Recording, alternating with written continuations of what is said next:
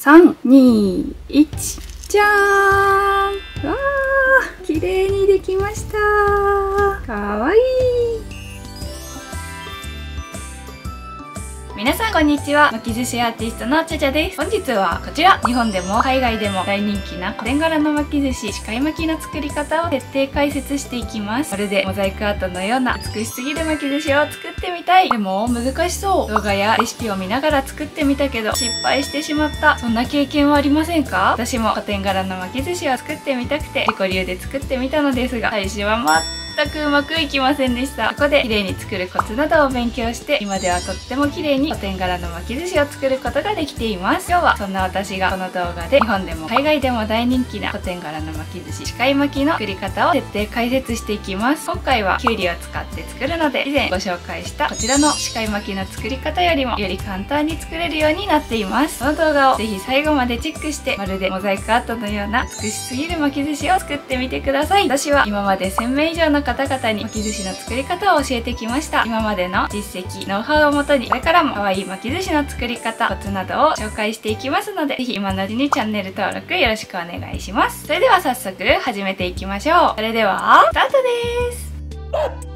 本日使用する材料はこちらです。寿司飯 110g、 桜でんぶ大さじ1、卵焼き 2cm 角1本、きゅうり1本、海苔1分の1、1枚、海苔1枚を2枚です。概要欄に詳しく説明していますので、ぜひご覧ください。最初に海苔を準備していきましょう。よくスーパーなどで売られている海苔は 21cm×19cm で、この1枚のサイズを前径と呼びます。これを半分にカットしたもの 10.5cm×19cm を飾り巻き寿司、巻き寿司アートでは1枚と数えます。今回はこの 10.5cm×19cm を2枚、これをさらに半分にカットしたもの 10.5cm×9.5cm、 海苔2分の1を1枚使用していきます。次に寿司飯を用意していきます。寿司飯の美味しい作り方に関してはこちらの動画で詳しく説明していますので、ぜひご覧ください。寿司飯は 110g 用意します。桜でんぶを大さじ1杯使っていきます。寿司飯 110g と桜でんぶを混ぜて寿司飯に色をつけていきましょう。ねちねち混ぜてしまうと寿司飯がお団子状態になってしまうので、優しく混ぜていきます。これでピンクの寿司飯ができました。ピンクの寿司飯を 90g と 20g に分けておきましょう。次に食材の準備をしていきましょう。最初に卵焼きの準備をしていきます。卵焼きは自分で焼いてもいいのですが、市販のものを使用した方が切った時に断面が綺麗になるので、より綺麗な巻き寿司を作ることができます。私はいつもこのようなお寿司用の卵焼きを使っています。スーパーの海鮮コーナーなどで購入することができます。卵焼きを目盛り付きまな板の上に乗せます。盛り付きまな板についてはこちらの動画で説明しているので、ぜひチェックしてみてください。まず長さを 10cm にカットしていきます。まな板の目盛りを参考にしながら、包丁の刃が曲がらないようにまっすぐ落としていきます。正方形にしたいので、この端もまっすぐになるように切りましょう。そして 2cm 幅になるように切ります。回転させ、もう一辺も 2cm 幅に切ります。これで 2cm 角の卵焼きの完成です。次にきゅうりの準備をしていきましょう。きゅうりはこのように曲がっているものを使用してしまうと綺麗に作ることができないので、このようにできるだけまっすぐで太さが均等なものを選びましょう。きゅうりを 10cm 長さにカットしておきます。これで準備 OK です。ここまでできたら準備満タンです。早速パーツを作っていきましょう。最初に海苔2分の1、10.5cm×9.5cm を用意します。海苔には裏表があります。ツヤツヤ面が表、ザラザラ面が裏です。ツヤツヤしている面を見せたいので、ザラザラしている方に寿司飯や具材を乗せていきます。海苔2分の1の上にきゅうりを乗せていきます。このまま巻いてしまうと海苔がペラペラしてしまうので、海苔の上端に寿司飯に3粒をつけ、指で潰しておきましょう。このままくるくる巻いていきます。これで1つ目のパーツができました。次は海苔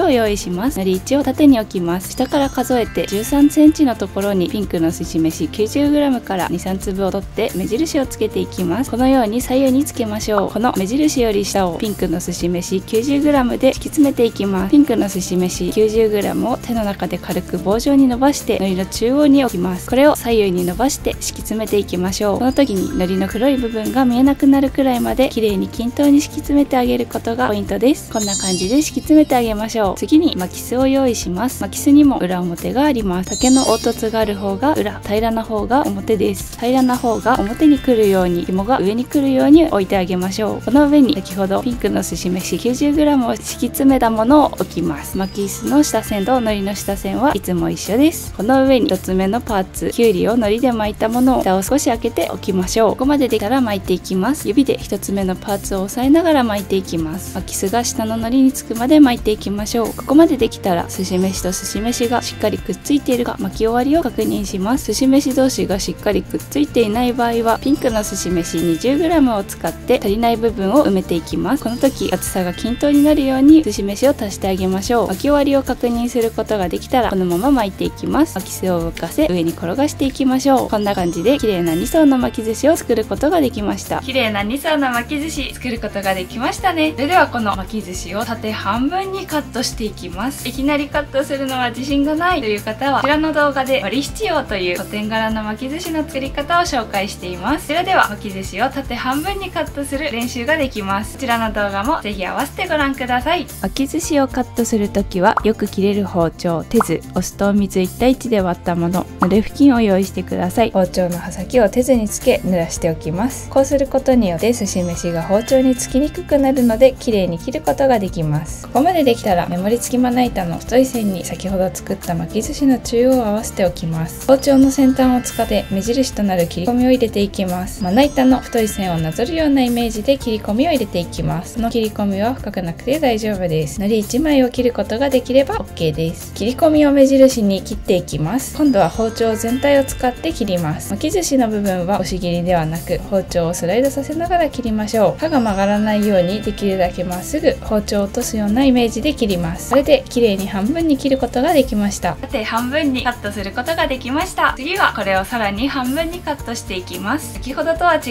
い平らな面があるので安心してカットしてみてくださいね。巻き寿司を切ると包丁が汚れるので濡れ布巾またはキッチンペーパーで綺麗にします。綺麗にすることができたら包丁を再度手酢につけて濡らしておきます。先ほどと同様に切り込みを入れていきます。切り込みに沿って切っていきましょう。刃が曲がらないようにできるだけまっすぐ切っていきましょう。これで半分に切ることができました。もう一つのパーツも同様に切ります。こんな感じです。4等分にカットすることができました。ここまでできたら完成間近です。早速組み立てていきましょう。巻きすの上に海苔1を置きます。4等分にカットしたパーツ1つを海苔の端に合わせておきます。断面きゅうりの角が外側に来るように置きましょう。その隣にもパーツを置きます。同じくきゅうりの角が外側に来るように置いてあげましょう。ここまでできたら中央のくぼみに合わせて卵焼きを置きます。卵焼きの角が下に来るようにダイヤ型になるように置いてあげましょう。残りのパーツも乗せていきます。下のパーツの上、この部分に今度は断面が上で直角の部分が外側に来るように置いていきます。同じく反対側も乗せます。その時卵焼きが隠れているか確認してください。ここまでできたら海苔の上端に寿司飯に3粒置き指で潰します。では巻いていきます。組み立てたパーツが崩れないように指で押さえながら巻いていきます。巻きすが一周したら少しギュッと締めてあげましょう。巻きすを浮かせ上に転がしていきます。これで完成です。組み立てが終わりました。これで完成です。早速カットしていきましょう。巻き寿司をカットするときは先ほどと同様にこちらを用意してください。巻き寿司を切る前に包丁の刃先を手酢につけ濡らしておきます。巻き寿司は10センチ長さにできているのでこれを4等分にカットしていきます。まずは真ん中5センチ5センチのところをカットします。押し切りは NG です。包丁を大きく上下にスライドさせながら切りましょう。3、2、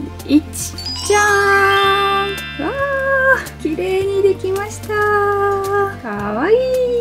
巻き寿司を切ると包丁が汚れるので濡れ布巾またはキッチンペーパーできれいにします。きれいにすることができたら包丁を再度手酢につけて濡らしておきます。次は 2.5 センチ 2.5 センチのところでカットします。4等分にカットすることができたら完成です。こんな感じで完成です。とっても可愛くできましたね。完成しました。すごーい。やっぱり鹿井巻き綺麗ですね。きゅうりや卵焼き、桜でんぶなど手に入りやすい食材でできますのでぜひ作ってみてください。一つ食べたいと思います。いただきます。